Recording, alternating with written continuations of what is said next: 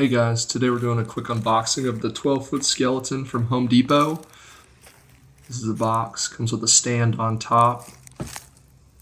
Underneath looks like a bunch of pile of bones wrapped up, some in saran wrap, couple boxes. As we pull it out, stand comes out, legs, arms, all saran wrapped.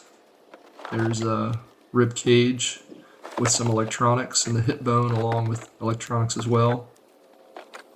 Couple feet. We have a box with the head, skull located in it.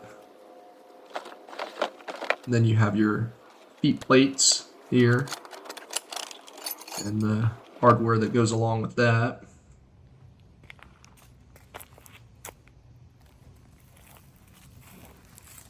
Everything laid out. All the arms and legs, everything's labeled with a letter, along with an instruction manual. And then your metal structure, start with the base, the feet, right and left snap in. And then you go grab your two corresponding poles. They have a little push pin, snap those in. And then you grab your lower legs, those slide right over. There's a notch and it'll snap in there. There, you got it on the right side.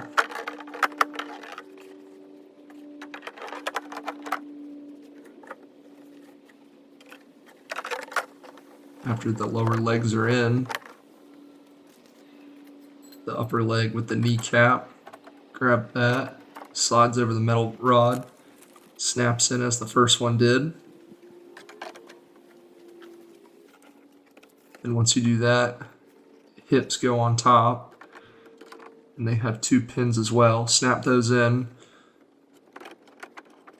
And then a little sneaky trick I saw online, use the box, set that right in front. Once you're done the hip bone installation, you go ahead and drop the lower half, lay it on top of the box so you can get the rib cage on.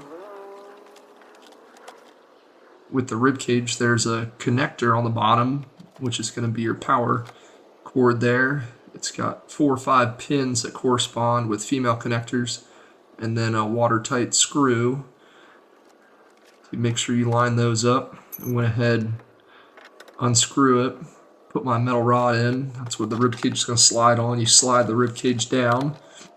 That should snap, and then you do your wiring connectors there. Tighten those. Slide the rib cage down. And then this keeps everything in place. That's where you're going to put your wire to hold it all in as well. It's a little threaded bung in there inside the rib cage.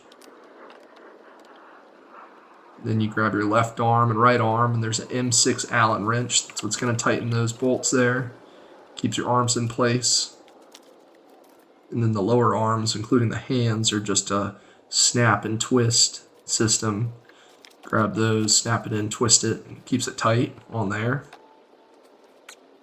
Do both of those. And then with the head, there's also a wire connector there. There's a power and an audio. And connect those two. And the head snaps and twists as well. Put that in, snap it, twist it, locks it in. I'll show you a close up here. The two audio and power cords slide down into the neck. Snap and lock that in so it doesn't get wet. And then comes with a cable here. This is what's going to tie it all together. You loop it around the spine there, and there's 2 hooks on your base plate. Pull that taut.